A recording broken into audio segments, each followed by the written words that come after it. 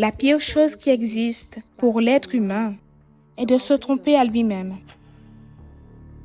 Et j'ai vécu ainsi pendant 28 ans dans l'Église.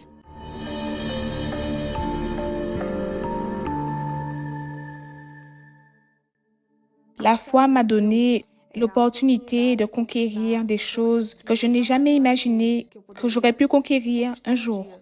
Aujourd'hui, je suis une entrepreneur. J'ai ma maison, ma propre maison de haut de gamme que Dieu m'a donnée. J'ai aussi non seulement une entreprise, mais 2 entreprises. Mais cela a été mon erreur. J'ai commencé à utiliser la foi avec la vision de conquérir le matériel. Alors, tout au long de ma vie, j'ai vu que à l'intérieur de moi, il y avait un vide que l'argent ne remplissait pas, que les voyages, que les beaux endroits que je fréquentais ne remplissaient pas, que les voitures que j'avais ne remplissaient pas.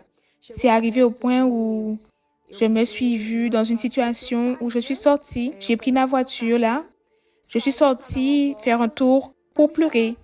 Et parce que je mettais le Saint-Esprit de côté, je ne le priorisais pas. J'ai commencé à prendre des décisions erronées. Et une d'elles a été mon premier mariage. Ça a été un mariage qui n'a pas duré et qui m'a emmené beaucoup de souffrances, beaucoup de traumatismes aussi. Et pour la deuxième fois, mon cœur a mal choisi de nouveau. Je me suis mariée et ça a duré moins que le premier mariage.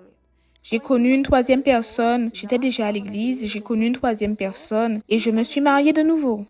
Et j'ai continué à être une personne vide, une personne sans motivation, sans joie. Et j'ai commencé à avoir la dépression parce que j'ai pensé à mourir. C'est quand dans la recherche incessante de remplir ce vide, j'ai décidé d'être mère. Je me suis dit peut-être qu'il manque un enfant pour que je puisse être heureuse. Et là, je suis tombée enceinte, sauf que quand je suis arrivée à 8 semaines, j'ai eu une fausse couche. Et là, c'est quand j'ai commencé à tomber de nouveau. Ma joie, cette attente que j'avais créée pour trouver une solution à ce vide, remplir ce qui était en train de me faire du mal à l'intérieur de moi, ce vide immense. Je me suis vue avec la tristesse à nouveau.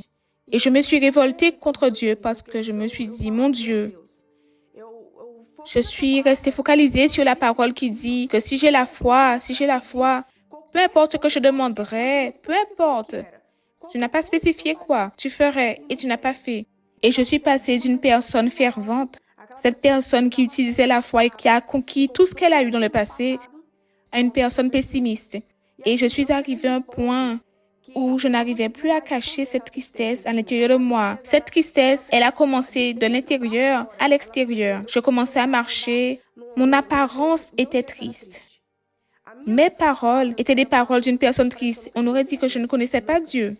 Et j'ai vu que Dieu, il a permis que je passe par toutes ces situations difficiles, ces situations qui m'ont causé de la douleur, qui ont pris toutes mes forces pour que je puisse comprendre que le manque que j'avais, ce vide que j'avais à l'intérieur de moi, c'était le manque du Saint-Esprit. Et à partir de là, je me suis révoltée, mais pas contre la parole. Je me suis révoltée contre cette absence du Saint-Esprit en moi, contre ce vide qui me consumait. Depuis combien de temps je devais recevoir le Saint-Esprit? Et là, je me suis révoltée d'une certaine manière. Je me rappelle des paroles de l'évêque Macedo qui disait « Soyez sincères, parlez avec Dieu, élevez la voix et parlez avec Dieu. » Et là, je suis arrivée à Dieu et j'ai dit « Mon Dieu, regarde tout ce que j'ai déjà conquis. » En priorisant mon extérieur, mon Dieu, regarde comment je suis. Mon intérieur est brisé. J'ai 28 ans. Et depuis mon enfance, mon Père, je suis en train de lutter pour ce que mon cœur veut. Je ne veux plus lutter pour ce que mon cœur veut. Je veux maintenant que tu me brises. Finis de me briser. C'est cette prière que j'ai faite à Dieu. Finis de me briser et fais-moi de nouveau. Parce que j'ai besoin du Saint-Esprit. Sans lui, je ne vais pas y arriver. J'ai fait la réunion et après la réunion, j'ai cherché le pasteur et j'ai dit, j'ai besoin de me baptiser. Vous pouvez me baptiser maintenant. Et c'est là qu'il m'a baptisé avec un verre d'eau. Il a versé l'eau là, il m'a baptisé et je suis sortie de là heureuse parce que c'était déjà quelque chose que le Saint-Esprit faisait en moi. Et là, c'est où est arrivée la campagne d'Israël. Il y a eu cette campagne d'Israël de cette année, 2023. Et là, j'ai dit ainsi, c'est maintenant. Ça a été la campagne d'Israël la plus différente que je n'ai jamais faite. Parce que là, mon objectif n'était plus mon fils. J'avais déjà perdu la joie, l'envie de vivre. J'avais déjà perdu toute espérance de vie. Je n'avais rien. La seule chose que je cherchais dans cette campagne d'Israël, c'était le Saint-Esprit.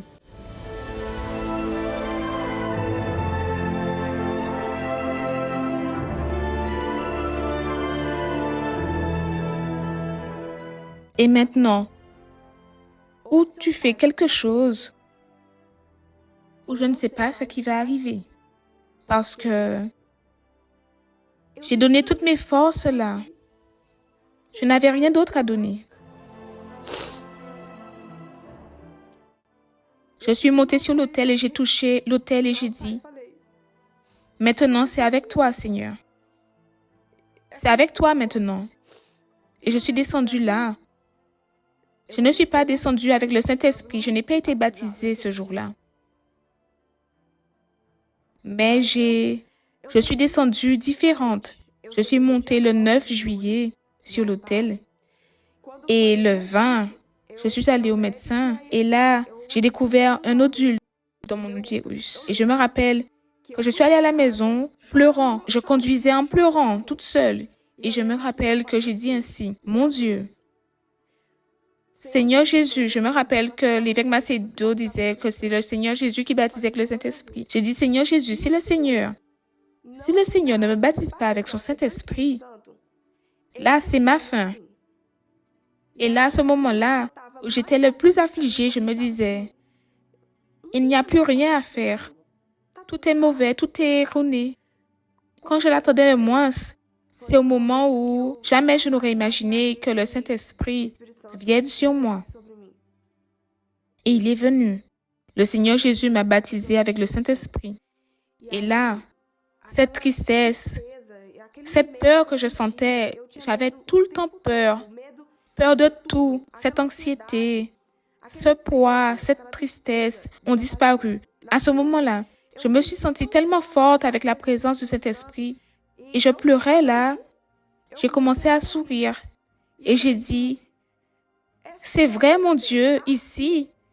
Et j'ai dit ainsi, ah mon Dieu, j'ai commencé à adorer, j'ai dit merci Seigneur. C'était une joie tellement grande que jusqu'à aujourd'hui, cette même joie que j'ai sentie ce jour-là, je la sens aujourd'hui. Et je me suis rappelé, j'ai compris la joie que les personnes passaient dans les témoignages en disant que le Saint-Esprit est descendu. C'était tellement merveilleux. Et cette joie maintenant, oui, c'est ce que je vis. Je me suis dit, je n'ai jamais vécu. Je suis en train de naître maintenant. Et ça, c'était le 20 et le 23 quand j'ai participé dans la réunion au culte, la réunion de dimanche matin.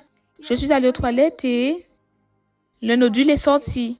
Immédiatement, le nodule est sorti tout entier. Et là, je me rappelle que j'ai cherché le même médecin qui a fait les examens. Je l'ai cherché le 27. J'ai fait les examens. Et j'ai dit, docteur, le nodule est sorti. Il a dit, sorti?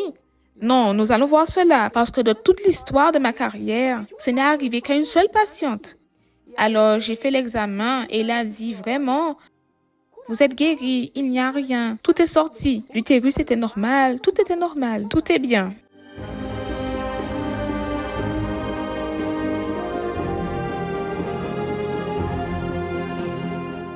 Aujourd'hui, mon mariage, je ne me sépare plus grâce à Dieu. Mon 3e mariage est béni, grâce à Dieu. Il m'a donné un mari béni, un mari de foi aussi. Il est avec moi dans la même foi, nous servons Dieu. Aujourd'hui, j'ai un bonheur qui ne vient pas de l'extérieur. Avant, je cherchais de l'extérieur pour remplir à l'intérieur. Aujourd'hui, mon intérieur, il remplit mon extérieur pour les personnes qui sont là à mes côtés. Aujourd'hui, pour être très sincère, si Dieu décide d'enlever tout ce qu'il m'a donné, je serais quand même heureuse, tout comme je le suis maintenant. Et comme l'évêque Renato a parlé dans cette dernière campagne, que si nous croyons, nous allions nous asseoir aussi sur une de ces chaises pour donner notre témoignage.